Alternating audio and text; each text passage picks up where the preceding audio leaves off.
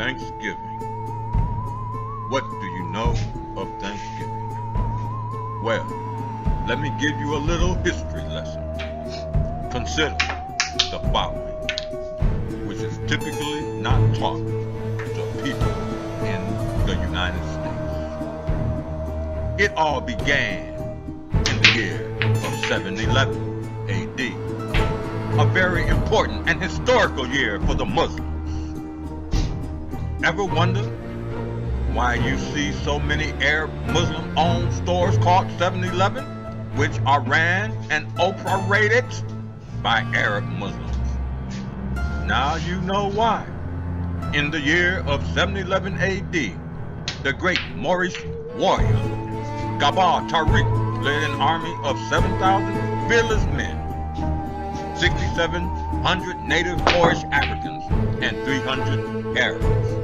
On the coast of Spain, on April 30th, Tariq and his army crossed the Strait of Hercules. He seized a great cliff and a portion of land around it, deemed it strategically important and beneficial.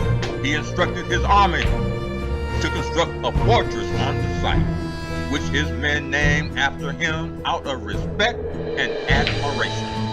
They named this rock the Rock of Jabal, but Europeans renamed it later on and corrupted his name by naming this portion of area around the Rock of Gibraltar. After the arrival of the Moors, life would never be the same again in Europe. The Moors were commissioned by Governor Julian of Sabeta, who sought revenge against the immoral and brutal King Roderick of Spain for sexually taking advantage of his daughter, who was under the care and guardianship of King Roderick while training in his court. The Moors were a dignified, proud, and noble civilization, known for spectacular advances in science, medicine, and architecture, which included the invention of eyeglasses, the invention of the science called orthodontics, the invention of antiseptics, things such as alcohol and silver nitrate, baking soda, and hundreds of other more profound inventions and innovations. The architectural innovations of the great Mosque of Cordoba is still one of the major sights to see in Spain. The Moors also invented the magnetic compass and the astrolabe, two medieval instruments that would later help Europeans travel the western seas and come into contact with many of the original people. Yes, y'all, yes. Spain became sophisticated and beautiful and stunning Moorish architecture. Beautifully designed mosques and temples, libraries, and schools sprang up in Moorish cities. Water fountains and public bathing and restroom facilities were made available to every citizen of Moorish cities. Education. Check it out. Education was offered to all citizens, including women, who were some of your greatest doctors, lawyers, politicians, or warriors, and who were denied the same education in Europe cities at this time. Moorish Spain became the light of Europe, which was engulfed in the Dark Ages. Europe was engulfed in diseases and backward living conditions until the Moors came in 711. The standard of living far exceeded that of the Europeans, who were jealous and envious of the Moors' accomplishments in Spain. The Christian Spaniards fought hard to rid Europe of their benevolent Muslim conquerors. There were eventually many bloody Muslim-Christian battles. A good movie showcasing this is El Cid, featuring Elizabeth Taylor. The powerful Moors were able to hold off the Spaniards for nearly 800 years. Finally, in-house fighting, Moor against Moor, different territory against territory, and interracial sexual relationships between Moorish men and them white Spaniard Christian women who remained covertly loyal to Christianity, weakened and destabilized the Moorish Empire and led to consecutive military defeats. In the year 1491, the Moors surrendered the city of Granada. Check that out, Granada, like a grenade went off in the downfall and destruction of our powerful Moorish Empire came toppling down to the ground. The last stronghold on November 25th, 1491, the Moors signed the Act of Capitulation, after which King Ferdinand II and Queen Elizabeth took possession of the city. The Spaniard Christians were thankful for the Moors giving, hence, feel me, thanksgiving. These Spaniard Christians were thankful for the Moors giving up Granada, ending Islamic rule in the country. This was a merry and festive day in the eyes of the Europeans and would henceforth be a day of thanks all over Europe. The defeat of the Moors brought three options. One, replace their Islamic and Asiatic customs with European customs and Christianity.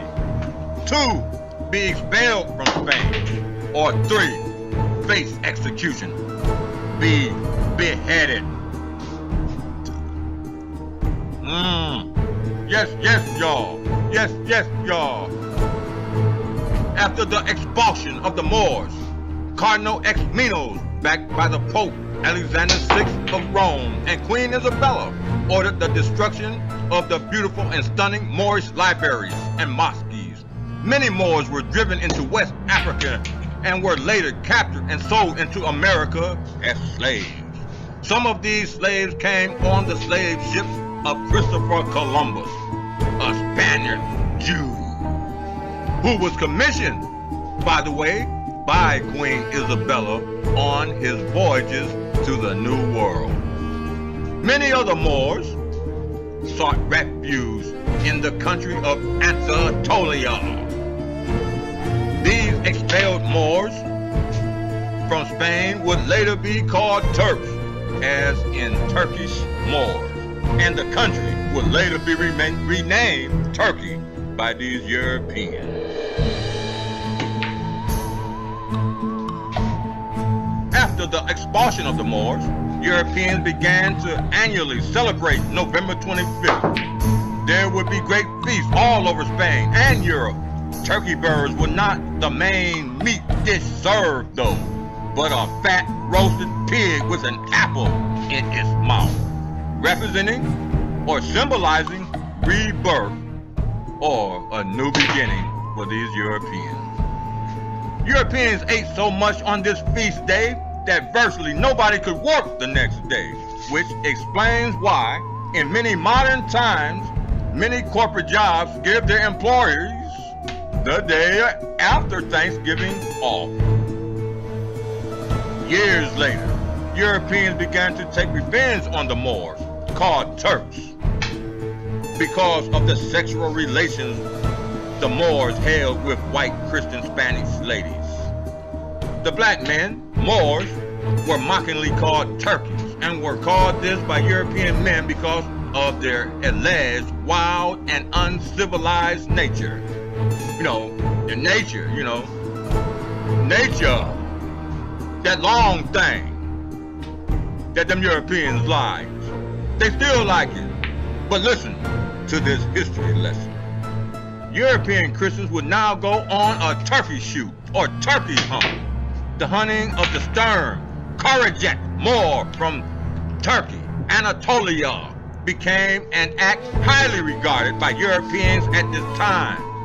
In the process, though, of the turkey shoot, Europeans would engage in the wholesale slaughter of the black-skinned Turkish Moors.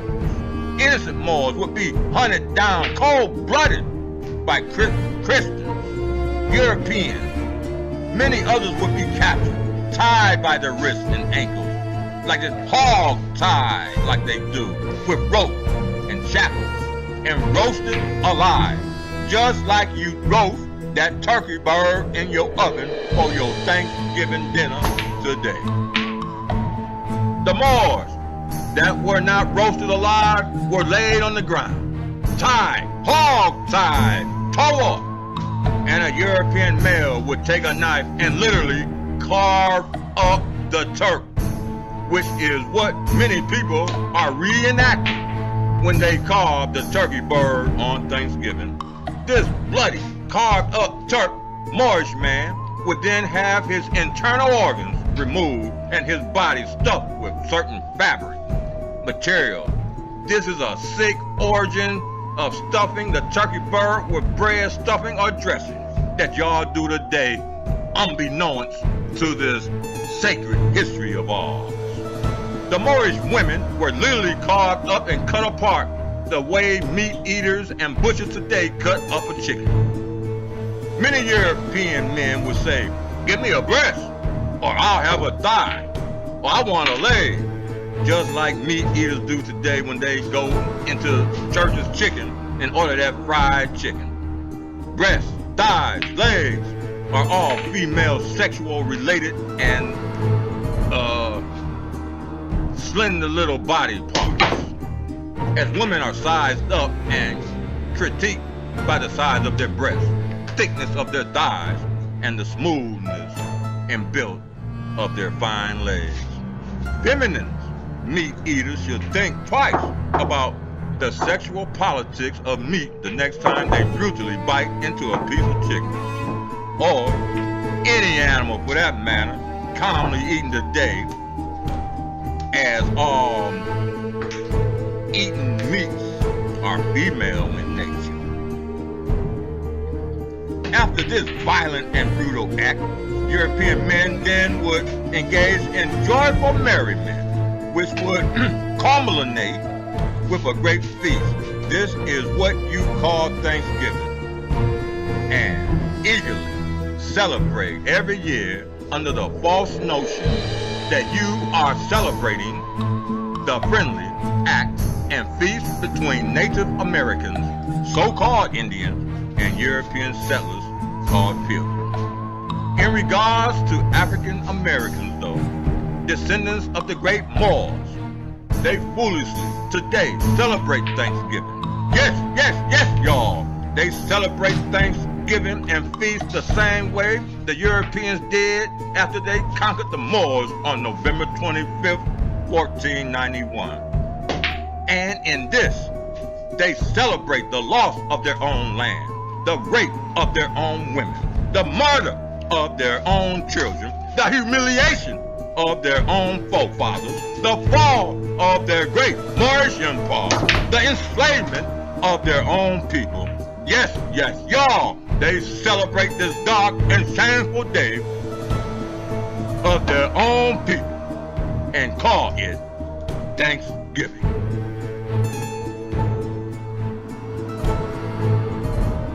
Did you know that? Did you know why you celebrate Thanksgiving? Have you been tricked to think this way? Please, for love's sake of your sacred history, your ancestors, your mothers and fathers, ancient and modern, give up this day of this bad and shameful day in history. Turn around and go the other way. Read and learn the history of your ancient forefathers and foremothers. Please. Thank you.